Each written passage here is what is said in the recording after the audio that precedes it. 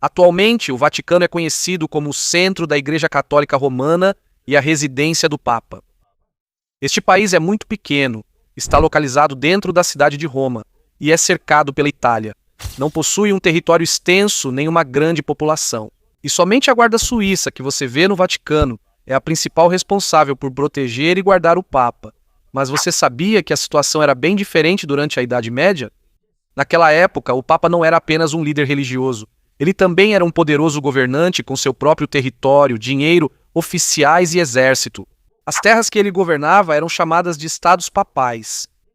Elas abrangiam uma vasta área no centro da Itália. O governo do Papa lá era como o de um verdadeiro reino.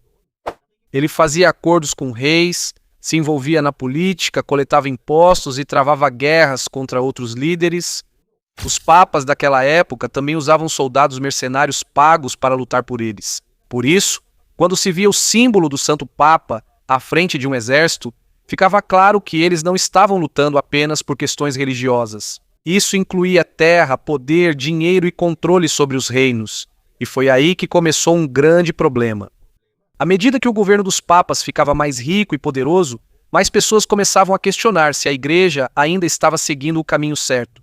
Para eles, Jesus ensinou uma vida simples, humildade e serviço. Mas alguns dos líderes da igreja viviam em grandes palácios, se envolviam em guerras e agiam como reis. O problema piorou ainda mais quando os papas se mudaram de Roma para Avignon, na França. De 1309 a 1377, papas consecutivos viveram em Avignon em vez de Roma. E todos eles eram franceses. Não foi construída uma casa comum para eles.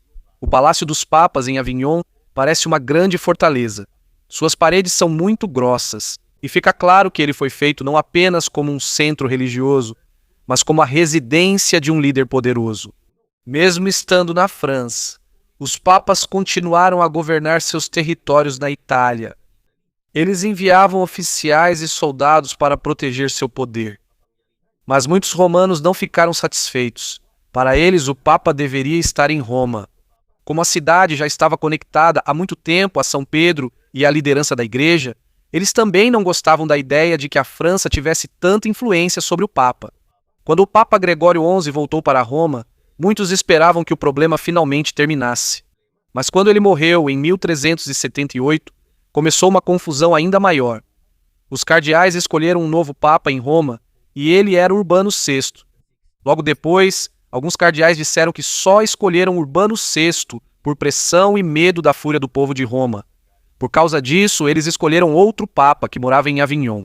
E por causa disso, de repente passaram a existir dois papas, ambos dizendo que eram o verdadeiro líder da igreja.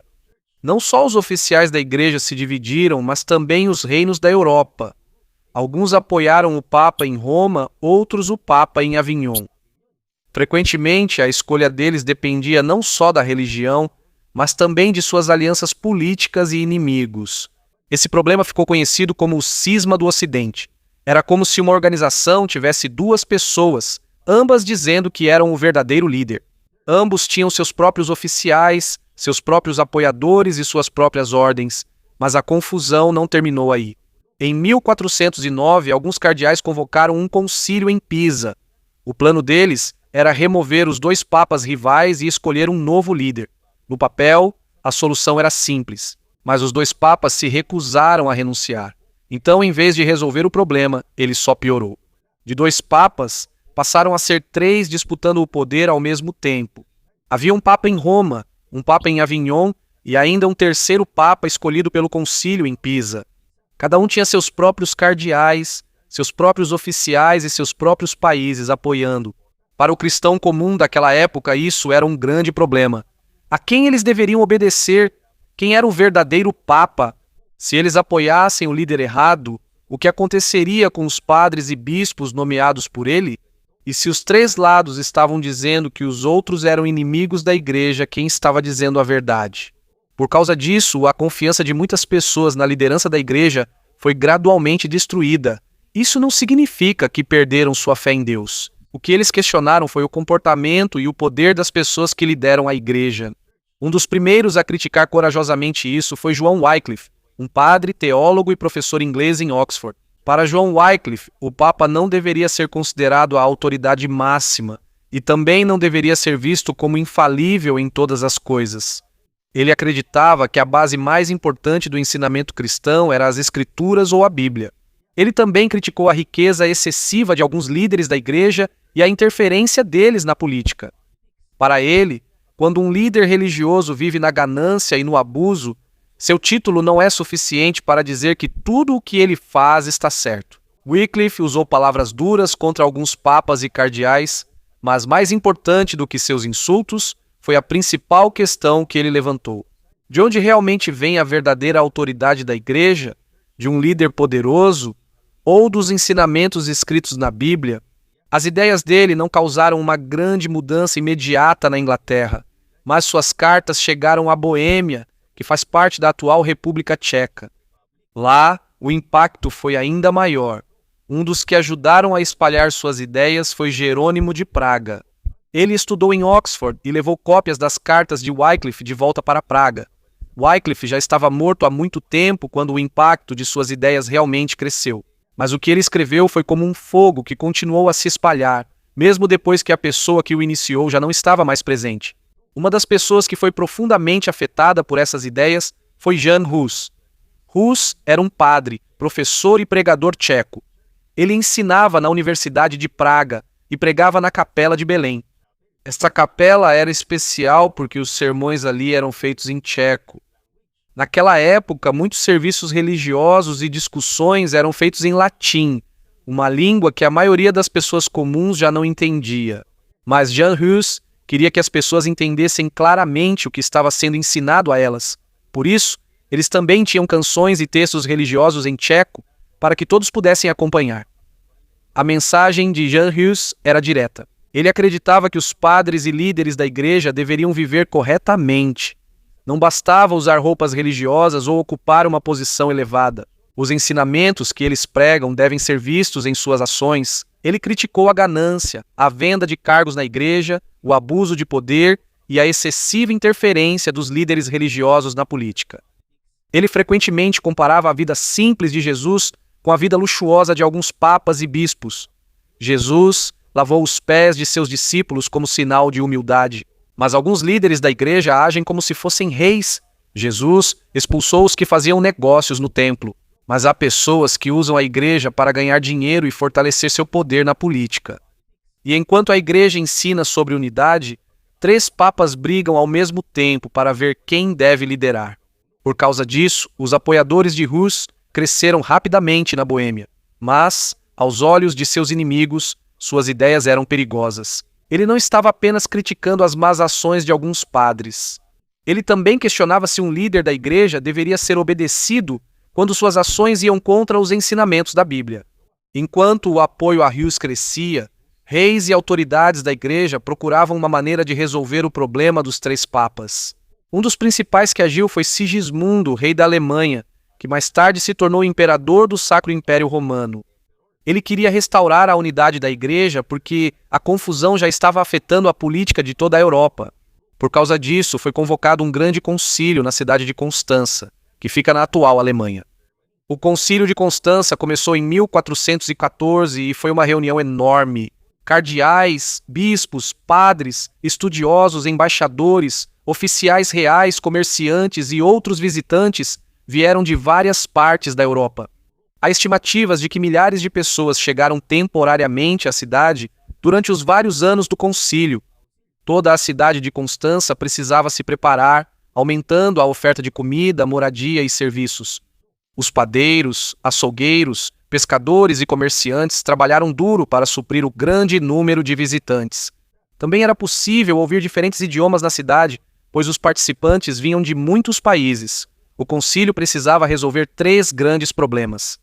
Primeiro, era necessário acabar com a existência de 3 papas. Segundo, era preciso resolver os problemas e abusos dentro da igreja. E terceiro, era preciso enfrentar as pessoas que eles consideravam como propagadoras de falsas crenças. Um dos convocados para o concílio foi Jan Hus. Seus amigos lhe disseram para não ir. Eles sabiam que ele tinha muitos inimigos poderosos. Mas Sigismundo lhe deu a promessa de que ele poderia ir e voltar em segurança. Isso é chamado de salvo-conduto. Hus acreditava que teria a chance de explicar adequadamente suas crenças. Ele estava pronto para se defender com base na Bíblia. Então, mesmo sabendo que era perigoso, ele foi para Constança. Ao mesmo tempo, chegou também à cidade um dos 3 papas, João XXIII. Ele não é o Papa João XXIII moderno que liderou no século XX. Ele era um pretendente da época do cisma do Ocidente e mais tarde foi considerado um antipapa. No início, ele foi recebido com grande pompa. Multidões se reuniram para vê-lo e receber sua bênção. Mas ele não era o único centro das atenções naquele grande encontro. No dia de Natal de 1414, Sigismundo chegou a Constança. Sua procissão passou pelas ruas em direção à catedral, onde foram realizadas as sessões importantes do concílio. Por fora, parecia estar acontecendo uma enorme celebração religiosa. Mas dentro do concílio, a luta pelo poder já estava começando. Os participantes precisavam decidir qual dos 3 papas seria removido, como reunificar a igreja e o que fazer com Jan Hus. Jan Hus foi a Constança porque acreditava na promessa do Papa de protegê-lo, mas aos olhos de muitos oficiais da igreja, ele não era um visitante comum. Ele era alguém que eles precisavam silenciar. Quando Jan Hus chegou a Constança, ele estava pronto para defender seus ensinamentos. Ele disse que retiraria seus ensinamentos se fossem provados errados usando a Bíblia, mas, em vez de um debate justo, ele foi preso e encarcerado. A promessa de salvo-conduto não o protegeu. O maior problema que os líderes da igreja tinham com Hus era a crença dele de que um papa ou padre não deveria ser obedecido se agisse contra a Bíblia. Repetidamente, pediram para ele renunciar aos seus ensinamentos. Ele se recusou a se retratar, especialmente diante das acusações sobre coisas que dizia não ter ensinado. Em 6 de julho de 1415, ele foi declarado herege e queimado vivo. O concílio também condenou John Wycliffe. Ele já estava morto há muito tempo, mas seus restos mortais foram exumados. Foram queimados e suas cinzas jogadas fora. O concílio achava que assim terminaria a influência deles. Mas as ideias deles só se espalharam ainda mais. O concílio de Constança também resolveu o problema dos papas rivais. Os pretendentes foram removidos e, em 11 de novembro de 1417, Martinho V foi escolhido como novo papa. Assim terminou a divisão na liderança da Igreja Ocidental. Mas na Boêmia, Hus não foi considerado um criminoso. Para seus seguidores, ele era um mártir. Foi aí que o movimento hussita ganhou força. Havia moderados que queriam apenas mudanças na igreja. Também havia um grupo radical chamado Taboritas. Eles fundaram a cidade de Tabor em 1420. Sua comunidade era rigorosa. A Bíblia era muito importante para eles. E alguns acreditavam que o fim do mundo estava próximo. Eles também formaram um exército forte sob a liderança de João Gisca. Como a maioria de seus soldados eram cidadãos comuns, eles usavam carroças como defesa. Elas eram conectadas para formar uma espécie de muralha, enquanto os soldados atrás usavam bestas, armas de fogo e lanças. Por causa dessa estratégia, eles derrotaram várias vezes exércitos maiores, enviados contra eles. O cálice se tornou seu símbolo. Eles insistiam que não apenas os padres deveriam beber o vinho na comunhão, mas também as pessoas comuns. Mas, com o tempo, alguns dos taboritas se tornaram violentos e extremamente radicais. Assim, os hussitas moderados se aliaram aos antigos inimigos para vencer os radicais. Em 1434, o principal exército deles foi derrotado na Batalha de Lipane. Mesmo sendo inimigos de Roma, eles foram admirados por uma coisa. Eles tinham grande conhecimento da Bíblia. Um clérigo italiano chegou a relatar que muitos hussitas comuns eram mais familiarizados com as escrituras do que alguns padres na Itália. Durante o tumulto na Boêmia, uma nova era surgia em Florença, enriquecida pelo comércio, tecidos e bancos. O florim de ouro ilustrava essa prosperidade. Foi uma das moedas mais importantes da Europa e o Renascimento se fortaleceu aqui. O estudo renovado dos conhecimentos, da arte e das ideias da Grécia e da Roma antigas. Mas artistas e pensadores passaram a focar mais no ser humano, na natureza, ciência, engenharia e na verdadeira forma do mundo.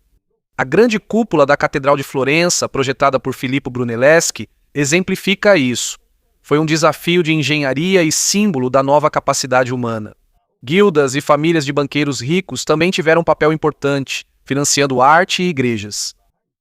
A família mais poderosa entre eles era a família Médici. O líder deles, Cosimo de Médici, não era um rei, mas tinha grande influência na política, nos negócios, na arte e na religião. Ele ajudou a financiar o mosteiro de San Marco, que se tornou um centro de oração, estudo e arte. Em Florença, estava claro que um novo mundo estava se formando, mas a velha pergunta permanecia: como unir fé, dinheiro, poder e novo conhecimento sem corromper o verdadeiro propósito da religião? No Mosteiro de San Marco é possível ver como o Renascimento uniu a fé e um novo tipo de arte. Os quartos dos monges foram decorados com afrescos de Fra Angelico. Entre eles estão sua famosa Anunciação e outras imagens sobre a vida de Jesus. Cosimo de Médici também tinha seu próprio quarto lá. Era simples em comparação com sua vida luxuosa, mas ainda assim era maior do que o quarto comum dos monges. As pinturas de Fra Angelico são religiosas, mas os rostos e gestos das pessoas parecem mais naturais. Eles já não parecem distantes ou sem emoção. Eles parecem pessoas reais que sentem tristeza, alegria e medo. E isso se expandiu ainda mais nas obras de Sandro Botticelli. Além das imagens de Maria e Jesus, ele também usou personagens da mitologia grega e romana antiga. Em sua obra Primavera, Vênus, a deusa do amor e da beleza, está no centro. Isso mostrou que não eram apenas os temas religiosos que eram importantes em Florença. Os artistas e estudiosos voltaram a estudar o mundo clássico para entender melhor a beleza, a natureza e as capacidades humanas. A família Médici também colecionou muitos manuscritos antigos. Mais tarde, Michelangelo projetou a Biblioteca Laurenciana para abrigar essa coleção. Naquela época, os livros eram muito caros e raros. Alguns eram até acorrentados às mesas para não serem roubados. O estudante é quem se aproxima do manuscrito e lê ali mesmo. Esses textos antigos são importantes porque trouxeram ideias da Grécia e Roma antigas. Por isso, pensadores do Renascimento valorizaram mais mente, talento, corpo e dignidade humana. Isso é visível na arte de Michelangelo. Em suas esculturas, o corpo humano é detalhado e poderoso. Para ele, criar arte não era apenas um trabalho. Era como revelar uma forma escondida dentro da pedra. Até mesmo a arte religiosa se tornou mais próxima da vida cotidiana. As imagens de Maria pareciam realmente a de uma jovem mãe. Já Jesus era mostrado como um bebê alegre e sorridente, não apenas como um símbolo distante da religião. A família Della Robbia também fez muitas esculturas coloridas de terracota de Maria e do menino Jesus. As obras de Luca Della Robbia para a Catedral de Florença mostravam crianças cantando, dançando e louvando a Deus. A Renascença mostrou que a arte pode ser religiosa enquanto também celebra a vida e a humanidade. Mas enquanto Florença prosperava, a situação de Roma estava muito diferente. Quando o Papa Martinho V chegou lá em 1420, o governo era fraco e muitos dos edifícios estavam danificados ou abandonados. Até mesmo o antigo e poderoso Fórum Romano estava sendo usado para outras atividades comuns. Por isso, os papas começaram a restaurar a cidade. Eles consertaram as estradas, as igrejas e o abastecimento de água. Mas não era só por necessidades práticas. Eles também queriam restaurar a confiança e o poder do papado. Os papas sabiam que as pessoas comuns sentem o poder mais facilmente quando o veem em prédios grandes e bonitos. Por isso, eles usaram a arte e a arquitetura para mostrar que a igreja estava forte novamente. O maior símbolo disso foi a nova Basílica de São Pedro. A construção começou em 1506, durante o papado do Papa Júlio XVI. Muitos arquitetos e artistas famosos trabalharam nela, incluindo Bramante, Michelangelo e Bernini. Levou mais de um século para ser totalmente concluída em 1626. O tamanho, a cúpula, as esculturas e as decorações transmitem uma mensagem clara. Após um longo período de divisão e enfraquecimento, Roma retorna como o centro de uma igreja poderosa.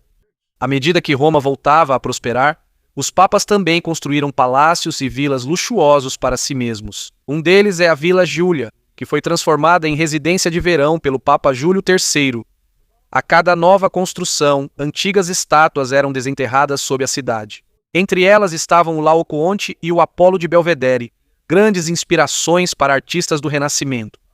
Mesmo sendo estátuas da Grécia e Roma pagãs, os papas ainda assim as colecionaram. Para os humanistas da Renascença, essas estátuas mostravam a beleza, força e capacidade do corpo humano. Um dos papas humanistas mais conhecidos foi Pio II. Antes de se tornar padre, ele foi escritor e diplomata. Ele até escreveu um romance romântico.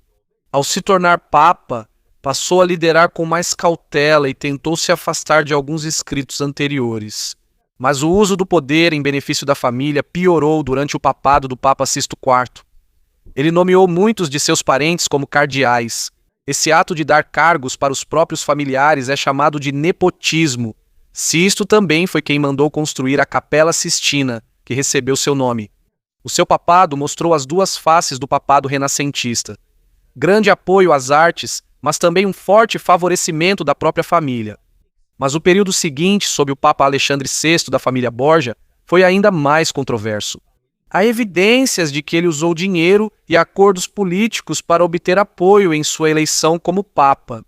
Ele também deu altos cargos para seus filhos e parentes, incluindo Césare Borgia. Há também muitas histórias sobre escândalos em seu palácio, mas algumas das histórias mais graves vieram dos inimigos dos Borgia, e nem todas podem ser comprovadas como verdadeiras. No entanto, está claro que seu governo se tornou um símbolo de corrupção, ambição familiar e excesso de mistura entre religião e política. Por causa disso, aumentou a raiva em Florença sob a liderança do frade dominicano Girolamo Savonarola. Ele criticou diretamente a ganância, o luxo e a corrupção dos líderes na Itália, especialmente do Papa. Ele acreditava que Deus puniria a Itália se as pessoas não mudassem. Em 1497, seus seguidores realizaram o que ficou conhecido como a Fogueira das Vaidades. Eles queimaram coisas que consideravam símbolos de luxo e pecado, como baralhos, cosméticos, roupas caras e alguns livros e pinturas. Mas quando Savonarola criticou a autoridade do Papa Alexandre VI, ele foi excomungado da igreja. Florença também corria o risco de perder negócios devido à pressão de Roma. Aos poucos, o apoio a Savonarola foi desaparecendo. Ele foi preso, torturado e, em 1498, enforcado e queimado junto com 2 frades que o acompanhavam. Mas a questão sobre se deve obedecer a um papa acusado de corrupção não terminou com ele. Depois de Alexandre veio o Papa Júlio II, chamado de Papa Guerreiro. Ele não apenas enviou exércitos, ele também participou pessoalmente das campanhas militares para recuperar os territórios dos estados papais. Ao mesmo tempo, ele foi um dos maiores patronos da arte renascentista. Ele foi quem iniciou a construção da nova Basílica de São Pedro. Ele também contratou Michelangelo e Rafael para criar importantes obras no Vaticano. Durante seu tempo, também foi formada a Guarda Suíça em 1506, mas ao contrário da história popular, não há evidências sólidas de que Michelangelo tenha desenhado o uniforme atual deles. Os papas também usaram as pinturas para fortalecer sua autoridade política. Foram pintadas no Vaticano as histórias sobre o imperador Constantino, incluindo sua vitória na batalha e sua conversão ao cristianismo. Existe também um antigo documento chamado Doação de Constantino.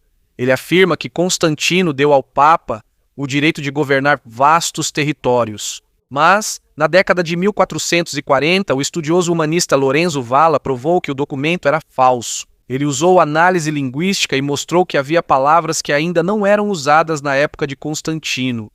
Mesmo sabendo que era falso, a história de Constantino continuou sendo usada na arte e na propaganda para mostrar o poder do papado.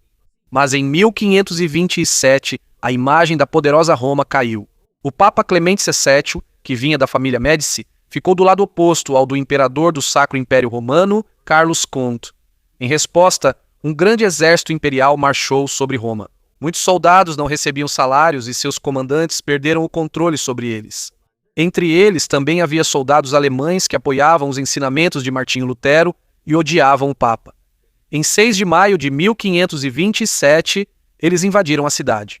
Clemente fugiu do Vaticano para o Castelo de Santo Ângelo usando uma passagem elevada e protegida. Muitos integrantes da Guarda Suíça morreram enquanto protegiam sua fuga.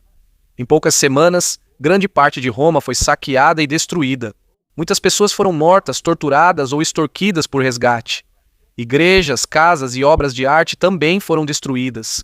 Para os críticos do papado, o saque de Roma parecia um castigo há muito anunciado por reformadores como Savonarola e Martinho Lutero. Mas no fim, a política prevaleceu de novo. Clemente fez um acordo com Carlos V. O imperador ajudou a restaurar a família Médici ao poder em Florença. Em troca, Clemente coroou Carlos como imperador em 1530. Isso mostrou que, mesmo após uma grande destruição, as alianças entre os líderes podem mudar rapidamente quando eles precisam uns dos outros. Depois do saque de Roma, o tom da arte renascentista também mudou. Clemente VII encomendou a Michelangelo o juízo final para a Capela Sistina. Isso foi iniciado sob Clemente, mas concluído durante o papado de Paulo III. Já não era como a mais pacífica criação de Adão. Na grande pintura, Jesus é retratado como o juiz todo-poderoso. Os mortos ressuscitam, os salvos são elevados e os condenados caem. Os corpos detalhados e vigorosos do Renascimento ainda aparecem, mas a leveza e esperança anteriores desapareceram. Após a corrupção, a guerra e a destruição de Roma, a mensagem mudou. O Renascimento mostrou o quão grandiosas são as realizações humanas. Mas a história também mostrou o tamanho dos danos que o ser humano pode causar quando fé, dinheiro, família e poder político se unem sem limites.